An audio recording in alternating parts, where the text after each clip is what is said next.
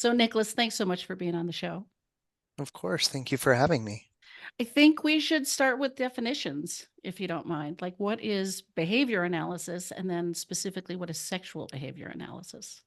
Okay.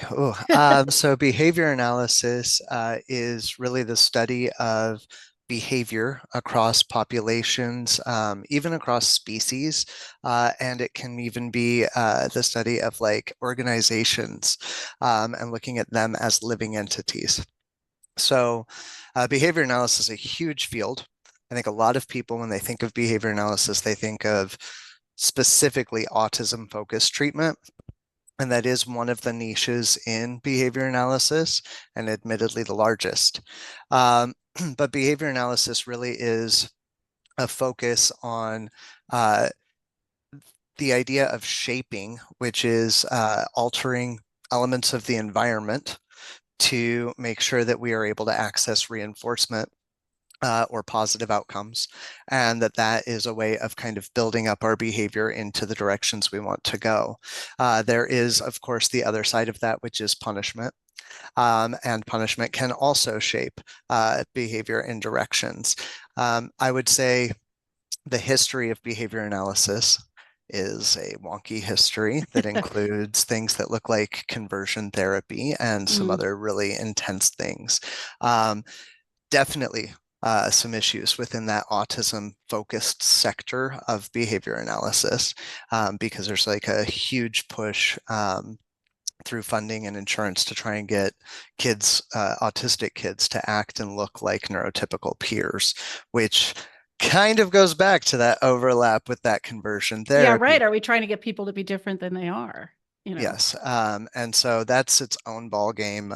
It is a huge discussion and an important discussion, but actually not my sector of behavior analysis, even though I myself am autistic and queer.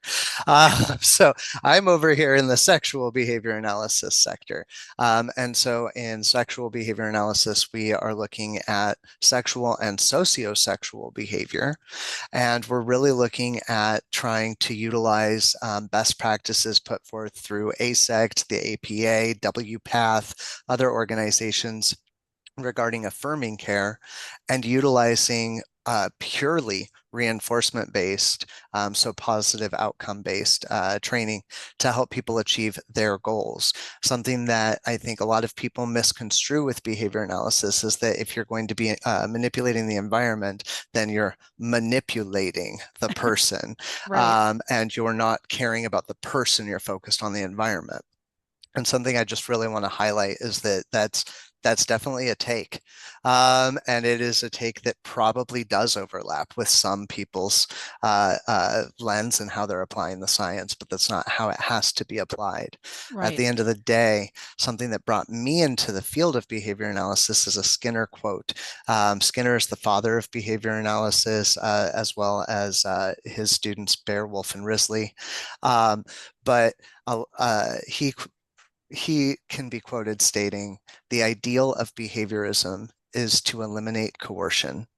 Mm, And as a sexologist and a sex positive person, I was like, that's beautiful and that's amazing. So when I actually went into school, I went to school wanting to be a sex therapist. And I told my professors, I'm kind of rigid. I like to see that stuff is working. I want ways to really track my clients' progress. And I kind of got nudged over into behavior analysis. And they were like, if you really want that level of like seeing everything, go behavior analysis. So again, it's not that behavior analysis is about trying to control a person. It's a way of helping, ideally, helping a person meet their own self-determined goals. And something that I'll really highlight is a misconception about behavior analysis is the idea that if we're manipulating the environment, that we're like hiding that from you. No, oh, I tell my clients what's coming. They know what's coming. They consent to it. We're all good. And environmental manipulations can look like things like seeing that a couple is punishing each other in their interactions, and being like, well, all behavior serves a function. You wouldn't be in a relationship if the entire function was to punish each other. I don't think that that's why people enter into relationships Right. usually. Right. So you probably have functions that are not aligned with punishment that are trying to get needs met, which in a way is reinforcement. And so, how can I help you access more reinforcement? So, we do functional communication training and help that couple actually access reinforcement by recognizing like the words that you say are part of your systemic environment that you are creating for Right. your relationship system. So those are the types of manipulations we're making. So you want to see more out of your partner of this behavior, remember to say thank you for it, Right. Right. right? That's environmental manipulation. Okay. I have so many thoughts. I mean, so first of all, it seems like parenting is sort of behavior, right? Like parents are trying to shape the behavior of their children and punishment, reward, whatever, right? Like this is pervasive.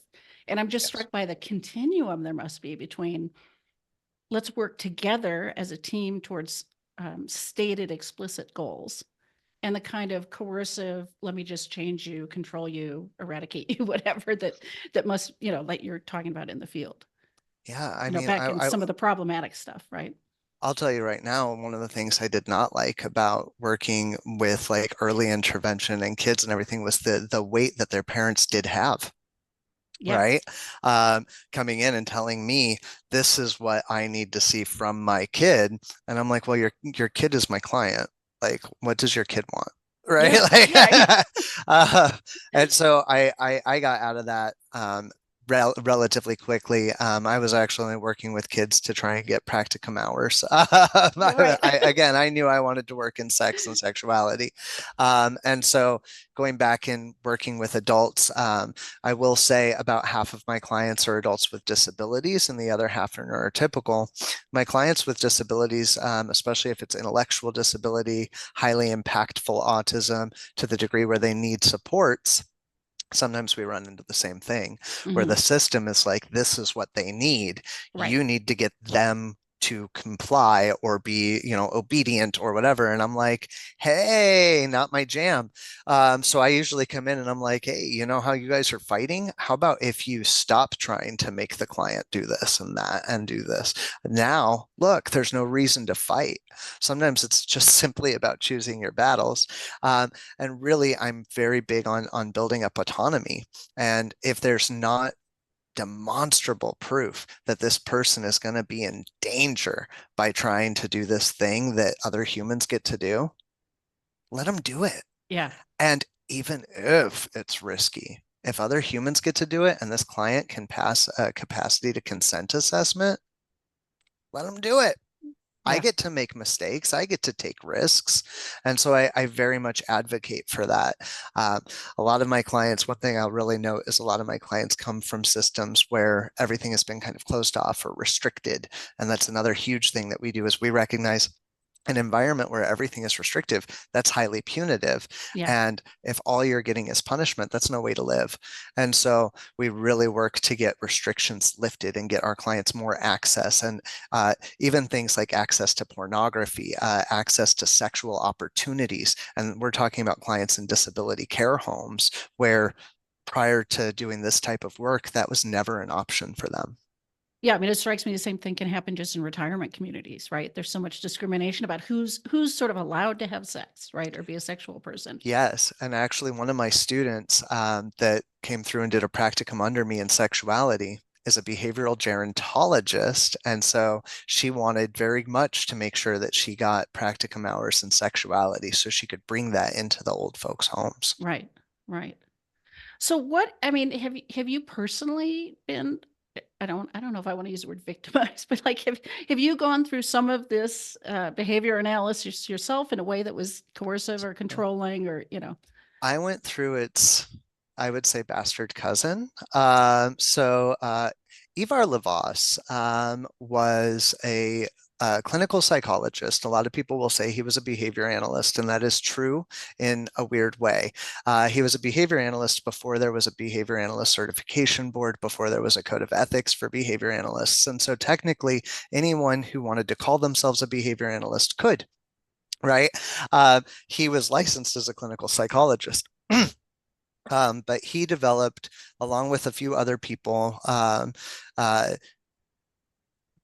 basically conversion therapy. And it was done and distributed in journals of clinical psychology and journals of applied behavior analysis. Lavasse and his study, the Feminine Boy Project, which is the foundation of conversion therapy. So that kind of happened there and is the overlap, the biggest overlap between the fields of ABA and conversion therapy. Yeah. Um, I underwent reparative therapy, which is kind of conversion therapy light. And so I have experienced the level of environmental manipulation that is incredibly gaslighty. Yeah. I would say if you really look at the difference between conversion therapy and reparative therapy, conversion therapy has a lot of physical punishment paired with shame. Reparative therapy is done entirely through microaggressions to build up shame in a person and get them to shift over time. Mm. And so I underwent reparative therapy for a little over a year. So is that a driving reason why you're in this field, to like, let's do this totally differently and better and, It change was this? definitely a driving factor in getting into sexuality in general. I Yeah. wanted very much to be a force. So I actually started right after reparative therapy. I joined GLSEN back in 2003, and I did their student peer mentor training. It was like a 3 day, 8 hours a day, so 24-hour training. And then I went back home and we opened up, at the time they were new, Gay Straight Alliances, GSAs. And so I opened up the first GSAs in Alaska and Hawaii. Yeah. So let's talk a little bit about, what kind of cases do you see? What kind of case, how would you describe people that would benefit from sexual behavior analysis versus traditional psychotherapy? Like, what are some of the differences in this and who's suited best by what? One of the things I really love about this is that it's so incredibly broad and can be individualized to meet very, very, very specific needs. And so we really look at kind of two large subsets of population, and that would be kind of more intellectual disability, support-based needs, and then we would look at more independent versus interdependent and not needing as many supports. This is going to be a population that's going to include probably mostly neurotypical persons, people with ADHD or autism, but not to the degree that they need support. So we kind of have those Right. two separate levels of population that we're working with. Now, when I look at disability, what we can bring there is that we are very well trained. Behavior analysts are very well trained at breaking things down into incredibly simple steps and working at a person's level to get them to wherever they want to be. So I think that that's one of the beautiful things that we can bring forward is like a lot of my clients in the disability sector, they've come through multiple other providers who are like, I don't know what to do. Yeah. I don't know how to do this work with somebody who does not have language skills. I don't know how to do this work with somebody who's using an AAC device to communicate. I don't know how to determine if they have capacity to consent. Those are all things that we're trained in sexual behavior analysis that we can bring to the table. And again, Um, those goals, sorry, those goals are behavioral, the ability to do certain things or interact yes, in a certain way with people, right? Like that's what you're aiming absolutely. for. Yeah. Yeah, so our goals would be things like usually if it's in the disability support sector, the system comes to us and they want problem behaviors reduced, right? They're like, we Right. want reduction, reduction, reduction. One of the things that I do is I'm like, I get why you have your thoughts and your feels on that. If you want anything reduced, I want to see something increased, Yeah. right? You want to see less harassment of staff, then I want to see more flirting opportunities with people who are not staff, right? So anything that they want reduced, I'm like, we're going to increase something else because there's a function behind this behavior. There is a motivation, and this human needs their functional needs to be met. Mm. So that's something that we can really bring over there. In the more, I would say, again, the less support need area and the neurotypical population, people who would typically be going and seeing traditional sex therapists. So what can we bring them? And I think what we really bring is simplicity. We don't dive very deep into the mind. And I think that there is very, very much a place and time for that. And I value psychotherapy. I'm not trying to say that I'm better than a psychotherapist by any means. I actually, one of my masters is in psychology, one of my masters is in marriage and family therapy. I've done a ABA practicum, but I've also done a practicum in sex therapy and a practicum in marriage and family therapy. So I've had a lot of my time Right. around and delivering psychotherapy as well.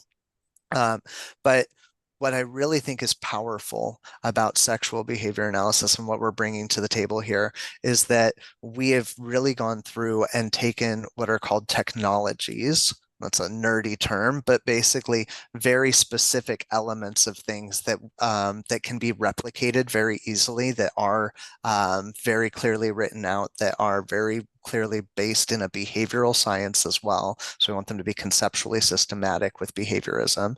But any of these technologies, such as sensate focus, we can take and we can utilize the behavioral elements of those in a very simple way and just start again shaping and moving a couple towards what they're looking for. If they have deeper needs, let's say there's a trauma that needs to be unpacked, that's not going to be something that is really in our wheelhouse. Now, does that mean that you can't come to us? No, but it means that we would probably then also want to have there be a psychotherapist that you're meeting with and dealing with that. And it might need to be before our work, or it might be concurrent to our work. Um, we do a lot of kind of addressing the same things that a sex therapist would. But again, just with a slightly different modality. Everything is kept very behavioral. We look at, how many times did you do this in the last week? Before that happened, what happened immediately before? What happened immediately after? We're always looking at functions and at were you reinforced, right? How can I make sure you got that reward? You got that reinforcement. So you approached your wife this week. Awesome. How many times? 6 times. And of the 6 times that you approached your wife, how many times would you say she reinforced you? Okay. And what did that reinforcement look like? Then I'm coming over into a Zoom room with the wife. How many times did he approach you? And how many times did you reinforce him? And what did that look like? And then I bring them together. So you realize that you have a discrepancy in your data. Hmm. And so then we can start talking about, did you realize he was approaching you? I'm I I'm didn't. sort I'm sort of struck by how much of this I'm doing in my own therapy without any training in behavior analysis. Right. I mean, just personally, it's like, wow, a lot of I mean, not counting and quite so specific, but it's like, yeah, there's a lot at looking at the actions and results and trying to build from that. So, Absolutely. And I mean, if we look at the school of behaviorism, has been around for a very long time and was influential in the development of a lot of the other schools of therapy. right, Uh, right, I think the closest, if we were to like look at, would probably be either solution focused, brief, or cognitive. But the absolute beauty, I think, is in that data itself. So one of the things that I really love is when a client comes to me and they did have a challenge. And I can look through at the data and I can find the last date where there was no challenge, and we can talk about what occurred there. And then we can try and replicate an element of that as we face this new challenge and see if it is less of a challenge this right. time. One of the things I also love is when a client is telling me, I don't think I'm doing that great. And I show them their graphs and they go, oh, Yeah, I'm doing really well. data I, can help, right? Yeah. right? Like I guess I've just been having a really bad day and I haven't been giving myself credit. And I'm like, you achieved this and you achieved this and you achieved that. On this date, you did this. And we can go back and real quickly by looking at a graph, it's a little bit more sometimes than just being told, no, I think you're doing well. Right, right. Right? You Like can, you the can proof back is it in the up with, pudding. right? Yeah, yeah, yeah. So how would you describe, I mean, let's take the less support camp here. How would you describe your ideal clients? Like the people that are this is, I mean, in your opinion, the best approach for them? Like what are they like? What are they thinking? What So are I they would looking say for? again, not somebody who's looking to delve into their own minds. That's Right, not our area of practice. right, It's outside of our scope. Am I technically trained in it? Yes, but am I licensed in it? No. right, All right. right. So I actually have a client who will tell me sometimes, he's like, hey, I want to share this thing that I had going on in my head. I know it's not in your scope. He's like, so I'm not trying to unpack. I Right. just I want, just want to share it. Yeah. he's like, I just want to share. Yeah. I very much try and make sure that people are aware of that. Right. At onset, if you're going to come on with me, I'm not here to do a lot of unpacking. If we want to break stuff down, we're going to break stuff down in a completely behavioral framework. Yeah. Um, so then I would say another big piece is motivation. I try and get my clients in and out as effectively as possible to meet their goals because insurance doesn't typically cover this. Yeah. And so I'm looking at, how can I get you to meet your goals somewhere between 6 and 16 sessions is usually what I try and keep my clients between. Right. And so uh, you've got to be highly, highly motivated to do work in between the sessions, or we're not going to get that in such a short amount of time. Right. So my clients do have a lot of homework, but that homework is I consider it fun work personally. Right. Right. It's a lot of getting naked and playing with your partner. I also work really, really hard as an autistic person who has put things in boxes myself and has learned the value of shattering those boxes. Like I really work hard to get my clients to reevaluate what is sex. At the heart of so much sexual dysfunction is anxiety. Yeah. And so, what is sex? And so, reshaping that helps reshape the internal environment Right. so that you're not rule governed. You're not stuck in sex should look like this. I have to do this. It's my role to do that. We have to orgasm at the same time. Who on earth came up with that? That is the Right. most awful. Like it's a masochistic goal because you're just Yeah. gonna hate yourself while you're trying to get there. Right. Right. but but trying to look at sex as fun, as an adventure. And so I really utilize a lot of the ACT approach, acceptance and commitment therapy. And when we're using ACT, one of the things I really love is ACT is a cross modality. So psychotherapists can use it, doctors can use it, behavior analysts can use it. It did come from the School of Behavior Analysis, so that's kind of a cool thing. But ACT is a very self-led and affirming framework with the notion that you have the power Mm. to really control how you respond to your internal experiences. That's Right. really Right. what it teaches you. It doesn't teach you how to again unpack or figure everything out or solve everything, but it's really, really powerful about how you respond to internal experiences. And what that can really do is it can help you across contexts. So we can do some of our learning and our work can be in fun, it can be in games, but I'm teaching you in gameplay. Let's say it's a husband and his partner, and they are having explosive anger issues. Okay. And we're working through that, and it's centered around their sex and things of that nature. So, one of the things that I'm going to try and do is get them to engage in explosivity, but not anger related. Mm. I'm going to give them games where they laugh because laughing is eruptive. It's intense. You feel like you can't stop yourself. Yeah. And the sensations from laughter are similar in some ways to the sensations from anger. And so, if I can take that and really show you that you have the power to control how you respond to this explosive urge to laugh, and that you can really want to laugh and not laugh, Hmm.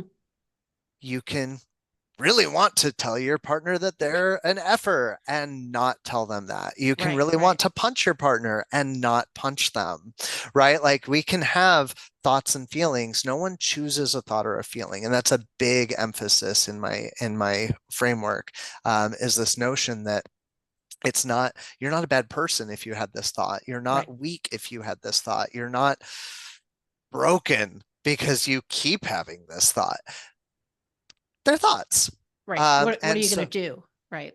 right? Well, Yeah. one thing we do know is the more that you try and fight a thought or a feeling, the less likely you are to get away from that thought or that feeling, right? Right, right, Like right. struggling with it just wraps you up in it. And so, again, this is the behavioral approach is to say, rather than going into your mind, when these things are here and this is an environment, the internal environment, how are you going to respond so that in the external environment, you can access reinforcement even while there are these internal sensations? Yeah. Because over time, if you're accessing reinforcement, if you're getting rewards, if you're moving towards your values, you're getting your outcomes in life, there might be less reason for you to have these negative sensations and thoughts and things like that. Right.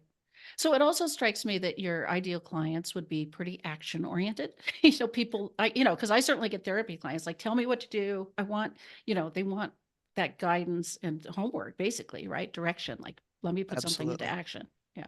Yeah, I definitely want them to recognize that there's going to be, again, it's very action oriented, it's very behavioral, it's not very hypothetical, it's not, right, spending a lot of time trying to figure things out. It's, hey, if you want to do that, either do that before or concurrent to this, but my work is going to be to move you forward. Yeah. You say you want this, let's get there. So we have treated, and some people might be like, whoa, you can do this with more of just a behavioral thing, but we've treated anorgasmia. We have worked with rape victims. We have worked with victims of like ongoing within their relationship sexual assault. We have worked with people who have come from religious communities where they were actually taught that like the reason that the husband was having sexual dysfunction was because of the wife's sins. Like there's been a lot of really intense things that we've been able to address by simply, getting in there and acknowledging that like we don't have to go into all of that if you don't want to. We can start moving forward. And if we see that moving forward isn't working, then we say, okay, you know what? We do need to address that, even if you don't want to. Yeah. At that point, we need to call in the psychotherapist, right? Right. Right. Like, Right. there's a reason that psychotherapy exists, and behavior analysts need to recognize the validity of it. Right. Right. Would you say, I mean, I'm sort of imagining the answer is yes, but would you say sexual behavior analysis is really well suited to somebody on the autism spectrum rather than sex therapy? Is this especially helpful? I would say so. In my own practice, something that I'll note is that I've taken on a couple of different autistic people who were with traditional psychotherapists before and were not seeing gains.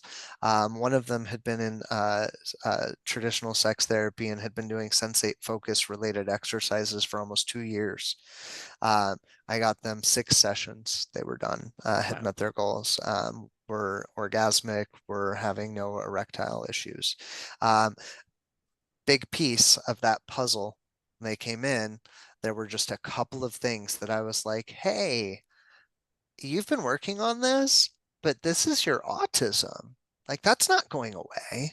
Right. And again, I think part of it was being with a traditional psychotherapist who was not specifically trained in disability and autism, Right. uh, was not recognizing certain pieces of this were the autism and did not need to be shaped away. And I'll note that sensate focus, whether it's done in psychotherapy or in behavior analysis, is a shaping protocol. It's a behavioral shaping protocol.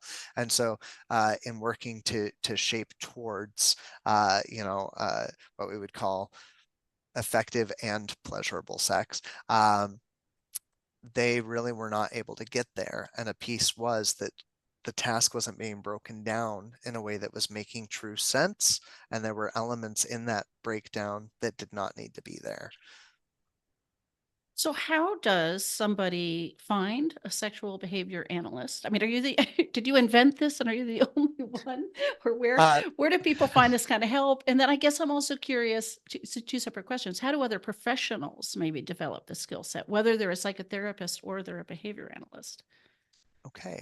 So first, finding people who do this work. There are more and more people doing this work. I run a training program now, and I have 90 students all across the US, Canada, Brazil, and Australia.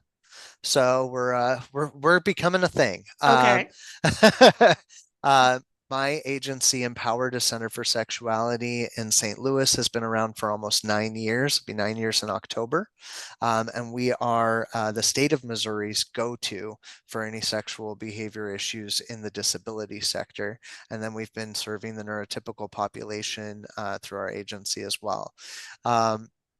In looking for somebody who does this work, honestly, I would say the easiest way would probably be to utilize the ASECT directory and to find anybody who is ASECT certified and also a behavior analyst. Okay. They're going to be doing sexual behavior analysis. But then also there is a Facebook group called, this is wordy, but it's called Sexual Behavior Research and Practice SIG, SIG. It is a former ABAI, Applied Behavior Analysis International SIG, that has branched off and just kind of become its own entity. There's over 3,000 members, and they have a consultant list. And so Oh, you can okay. actually go in, and in their files section, it shows everybody who is like vetted by the group to be able to do this work. And then it doesn't just show their names, it shows what they treat and what their competencies are. So it's a Perfect. nice, it's like a little directory. That'll be growing substantially with my students graduating. Yeah. Uh, the other piece that you had asked, what was the other piece? There was, How do professionals, whether they are therapists or yes, behavior thank you. analysts, It's develop so the tied skill set? into what I was Yeah, actually exactly. saying. So I guess it's your training program, right? So yes, I run the Certified Behavioral Sexologist CBS program. I am the sole owner, but co-director. We teamed up with a group called Study Notes ABA, and so we run all of that through their site and then through my agency. It is a full training program. We modeled it after ASECT standards, so it adheres to the ASECT core knowledge areas. There's kind of our behavior analytic alternative to a SAR. We call it a C, the Sexuality Experiences Evaluation. We have I believe it is a total of 110 hours of content, but it's 70 hours for our level 1 training, which is specific to disability settings, since it's what most behavior analysts are already familiar with. And then if people want to move past that and work more in the neurotypical and really high language repertoire and low support needs populations, we have our level 2 training, which has an additional like 30 to 40 CEUs. Cool. We do full practicum, and there is a comprehensive final. So it's like a full-on certification. Yeah. Yeah. All right. Do you want anything you want to add in terms of where people can find you, or that you want to promote your, your website or any offerings you've got? I appreciate you. So absolutely would love to have people visit my website.